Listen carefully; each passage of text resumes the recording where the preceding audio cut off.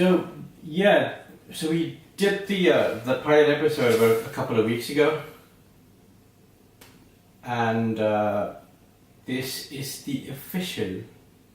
Now it's official. Oh, now it's official. This is the official first episode of our podcast. And what have we decided to call it, George? We've called it the Things That Don't Matter podcast. Is that trying a bit too hard? What, to not seem like we're trying? Yeah, because we are trying. Oh, we're trying. It's taken us 10 minutes to set the camera up. And here's your coffee, by the way, Thank you which very is almost done. done. But, well, these things matter, right? Yeah, you know what? We were at the pub, okay, just a couple of minutes back, and when the guy who was serving us said that, you need double shots of the latte. Is it double shots of latte? Double shots of espresso. Of espresso, okay. Yeah. And he was like, because the cups are pretty big. I was expecting cups to be really big, like bigger than a venti. They're not very big. You're not that far away. And they're very small. Look at these. They are quite small. Yeah, I've got quite big hands though. Yeah. My hands are average. Slightly above average. Yeah. Yeah, but let's not go there. So we were in we were in different countries for the past couple of weeks. Yeah, kind of. I was in Ireland. I was in Dublin for a stag do or a bachelor party. What do you call it in India? The latter. Bachelor party. Yeah. Yeah. I was at a bachelor party in Dublin for 3 days, not for long. Where have you been? I've been here the whole time. I've been trying to finish up on all the work that we have left. Because the plan is we're going to do this podcast for a while. Yeah. Because we think it's fun, and it's not for us to say, really, is it? Yeah, but we do. I mean, the best thing is we make each other chuckle, which is good enough. Yeah. In my humble opinion. And we'll be in different countries like 4 or 5 months, and we're gonna be recording from different cities, different towns, which is I think a good thing. It's cool. Technology has made it much easier. Yeah. Yeah. So we should have things we want to talk about. Mm-hmm. And what do you want to start off with? I think it'd be a great introduction for our kind of series. Our coming together would be the kind of culture clash between our two nations. It's not so much clash, but just the little differences, the day-to-day differences. Yes, that'd be good. We can start by just saying we were just in the pub. Which is in the pub. Do you go to the pub in India? Is that a thing that happens? I have no idea. That's the thing. Is I think it would before you get married, you should do a trip. Me personally? Yes. Or in general? Are you talking about people in general? I'm saying to talk about you. Okay. Because I think you're someone who's very observant and very. You're a keen learner. Sure. Yeah. Am I being a bit too kind? Yeah, maybe keen is maybe pushing it a bit much. Oh yeah. So that's that. It's because to answer your question, I don't know, because the country is just a bit too big, and different communities in different states. Or where states, you're from too. Oh, they drink quite a bit. But do they drink in pubs specifically? Now they've started to. Really? Yeah. So my girlfriend's from Denmark, and they don't really have a pub culture there at all. They go to bars or people drink in their homes, but they don't really have pubs in the way that in England there's a pub on every corner of every street. I think drinking at home would probably be the more correct answer. Mm-hmm. But drinking, this is a bit messed up, but drinking in cars is something that my hometown is very well known for. The people driving and drinking as well. I mean, there's a bit of that, which is I'm not condoning. Yeah. But it's there, George. It's definitely there, and I think we drink a bit too much. Or is it that thing of like 1950s America where everyone's hanging out in the back of a car with their friends, drinking and driving around, like going to the drive-in movie kind of. It's a bit of that with boys and girls meet in the park. Yes, definitely, because there's very little to do. Yeah. Yeah, and this country, England, does have an amazing pub culture, because everywhere you go, there's a pub. I mean, the pub in this neighborhood is 4 doors from here. 4 doors from here. Yeah. For a period of about a month, it was kind of like my living room. Yeah. Yeah. It's like, can we, come to, this pub and just let's hang out. Yeah. And I spent a bit too much money there. Yeah, that's the danger. Yeah. If you're in there too long, you don't realise you're in there anymore. Because they're very comfy, they're very welcoming, and they do feel that they're your mother's living room. Yeah, I know what you mean. Not my mother personally, but mothers in general. Yeah. Okay. Just so that's that. And over the weekend, when I should have just been working, I spent a bit of time watching the football. Very good. And I don't enjoy it as much as I used to. Watching it in a pub, you mean? Or just watching it in general? No, following my team. I don't know why. Your team is? Man United. Yeah. And your team is? Liverpool. Good. Well, yeah. Even though I think that we're not as enjoyable, not as enjoyable to watch, we're still better than Liverpool. To watch? That's an objectively incorrect statement. No, hold on. No, we said, but the results would say that I'm correct. Because the tape, To watch? To. As in aesthetically, you mean? No, as in, as far as the performance is concerned. Yeah, Don't you agree? You're 2 points ahead of us in the table. Yeah, and we're not doing well.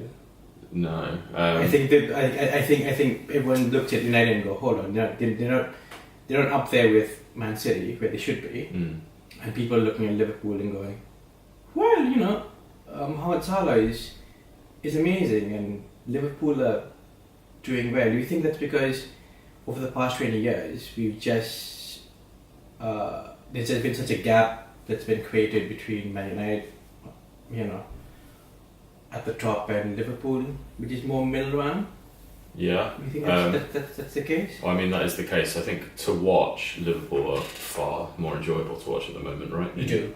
Yeah, in February 2018. I think I agree with that. Like the United fan in me would want to disagree. A neutral fan would rather watch. Yeah, Liverpool play. The front three of Liverpool, and Liverpool's defence is so bad that there's usually goals against them as well. Whereas any Mourinho team, you score one, you keep a clean sheet. It's not very exciting. Yeah, I've with time I've come to dislike Jose Mourinho. Am I saying correctly? It's Jose Mourinho. I don't know. Yeah. Why? Do you like Klopp? I like Klopp a lot. I think he's great. I think he'd be a really good manager to play for. Mm-hmm. I think Mourinho probably would be as well, but in a different way. I think Klopp, he's like one of the gang. His big bear hugs and he makes everyone feel part of something. Which is something you don't see with Mourinho. Well, I think they both do it, but differently, right? So I think Klopp does it where he's almost in the huddle with you, whereas Mourinho, I think, is really good at creating that kind of siege mentality of everyone hates us, but we're in it together. All the referees are out to get us, but we're in it together. Although I don't see him then huddling with all of the players. So he's kind of a little bit more of a boss than Klopp is. Klopp feels more like one of the gang, but they both create a very united atmosphere. No, I agree with you there. Yeah. But what I think is, I don't find Mourinho to be as genuine as you would want your manager to be. Is genuineness, is that a prerequisite of management for you? I feel he doesn't like is too weak a word, but he doesn't love United the way a manager should. But then again, he's being compared to. But Ryan Giggs loves Man United. He was terrible. But he had like a few weeks. Sure. Have you seen? I don't know if anyone else has seen it. There's some footage from his last ever team talk. It was the last game of the season. It's one of the least inspiring things you will ever see. It's one of the worst team talks imaginable. It sucks all the life out of the room. I have a reason for that. Go on. His horrible accent. Well, okay, think about this way. Okay, I do feel bad for people from the northern part of England because they're not considered to be as intelligent. Because do we need to clarify the differences in accents and regional? That's your job. That's my job. Yeah. Go on. Well, so why do you feel? Because the whole world, thinks of the English accent as the Oxbridge received pronunciation posh, BBC Sure. esque way of speaking, Yeah. and that's considered to be intelligent.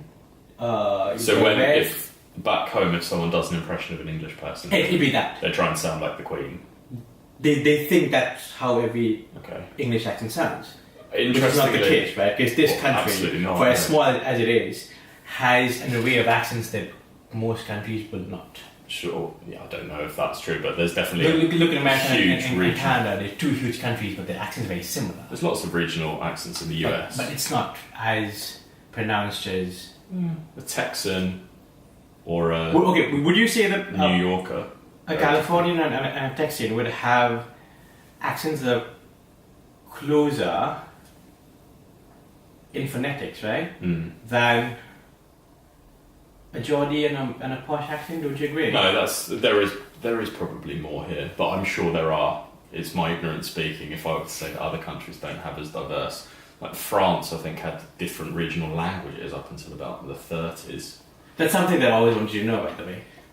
Whenever I meet like a non-English speaking person, someone from South America especially, I go, so is the differences between someone from Uruguay and someone from Barcelona, would that be the same as someone from Melbourne and someone from Newcastle? And they say yes. Yeah, that's interesting. I guess it's same with the US, right? Like there's different trash and rubbish, trousers and pants. There's different words, but people know what they mean. Really, it could just be extreme of accent, but. But do you kind of feel sorry though for someone from the north, because whenever this is the thing, right?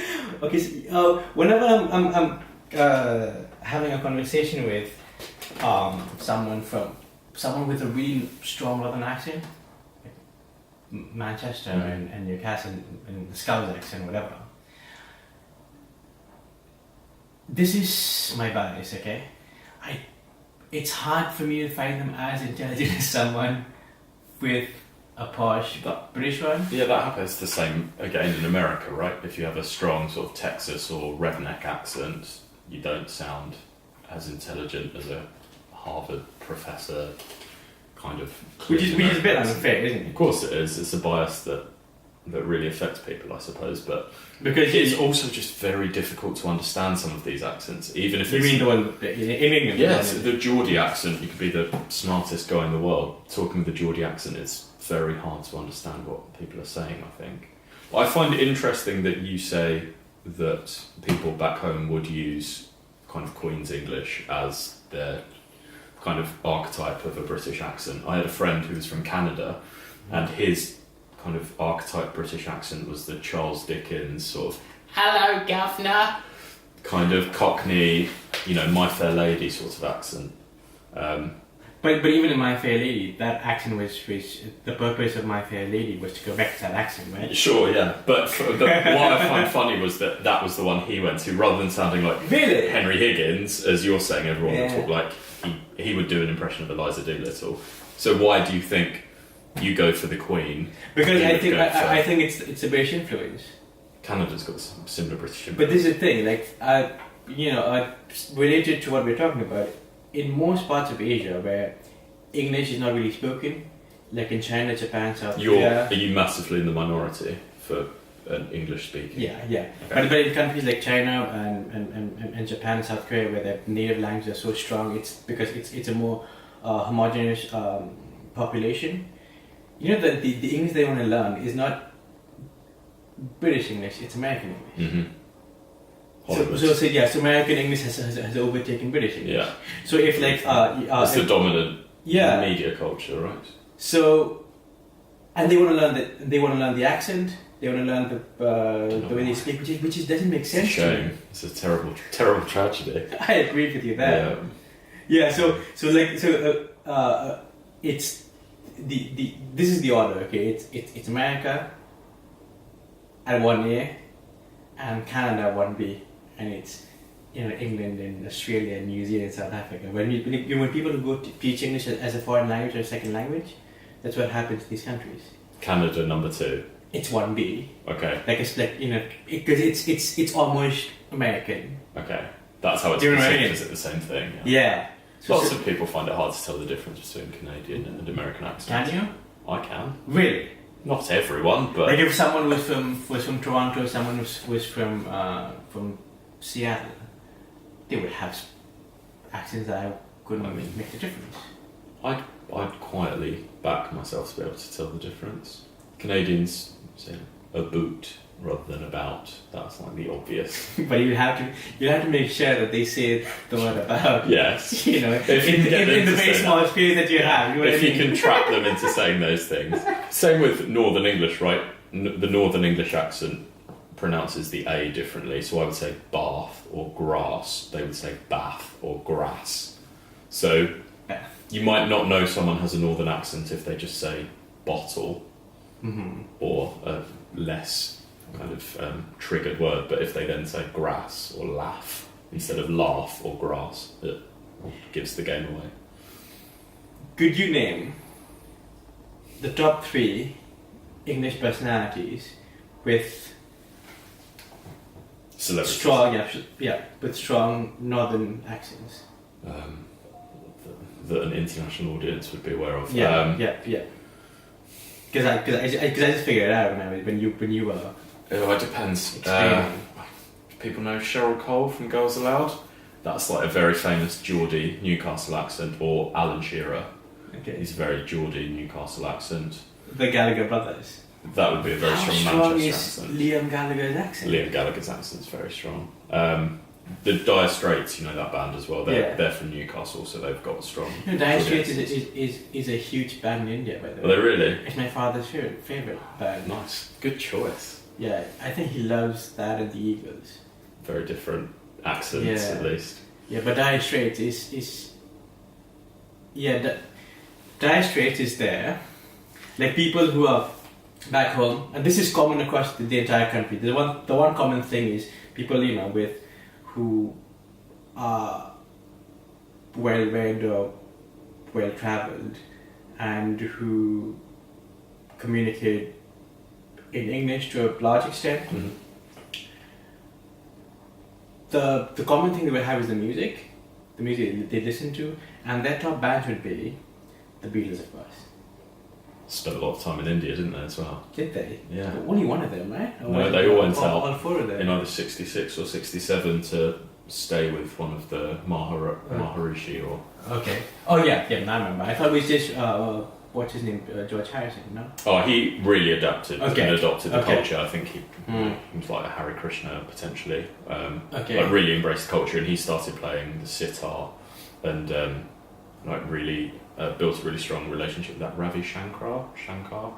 Yeah, I know who that is. Yeah. Early on, I think the Beatles were maybe Norwegian Wood is the first ever pop song to use a sitar. So Are you a he's- huge fan? Yeah, massively. Biggest, probably the I mean, this is the question that everyone is asked at least once in their lifetime. Stones of the Beatles. Beatles, probably. I mean, Yeah. I like the Stones as much, but I would choose the Beatles for childhood memories, I guess. But the Beatles as a band, when they were biggest band in the world in the 60s, spent time in India, so I'm sure that Which hangs over. the Beatles was the White Album played a lot at home when you were a The kid? White Album. Yeah. We had the White Album on double cassette in my dad's car, yeah. Something cassette. Rocky. Do you miss cassettes? I do. Miss them? Yeah, there's something about them. Like this is okay. The last cassette that I bought. Okay. If you were to venture a guess, what do you think that would be? How long ago? 2004 was the last. I'm going, cassette. only because you've mentioned them a couple of times today, I'm going to guess it was Oasis. No, Who was it? Sean Paul. Really? Did not expect that, did you? I wasn't expecting Sean Paul, no. Yeah, and it was horrible. And the entire album was horrible. There was one song that everyone danced to. Yeah. It was called "Get Busy." Yeah, that was big. Like we go clubbing. That song is played at least once, right? Yeah, it's a common one. Yeah. Last cassette. I don't think I miss cassettes because a lot of really trendy indie labels now release stuff on cassette because it's really hipster. What was the last cassette that you bought? The last cassette, I haven't bought a cassette for a long time, so it would have been probably a single. I think my brother bought it, not me, but it was It was the single of Ghetto Superstar by Praz, ODB, I know what you're talking about. I think it's Myers on it. Yeah. Okay. Yeah, great stuff. We played it in my mum's car on the way to school every day. Good. Word perfect on it.